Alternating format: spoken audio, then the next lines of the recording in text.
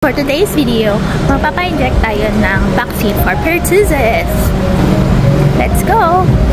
Number one priority yung mga healthcare workers na nag-aalaga ng mga babies, pregnant mothers, and mga children. So, tapos na.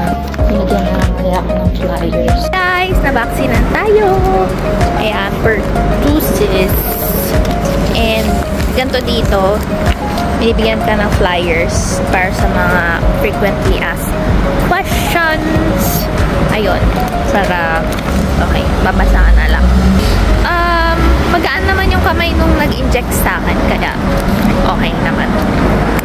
So, yun sa mga nagwo-work na mga healthcare workers, kung exposed kayo sa mga children, mga babies, and mga pregnant mothers, ayun, ma-inject tayo ng pertussis.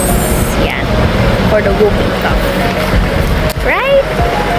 So, ngayon guys, magpapa-inject tayo ng pertussis. Papa-inject ng pertussis. Pangit. Okay. Toot! So, for this, diba?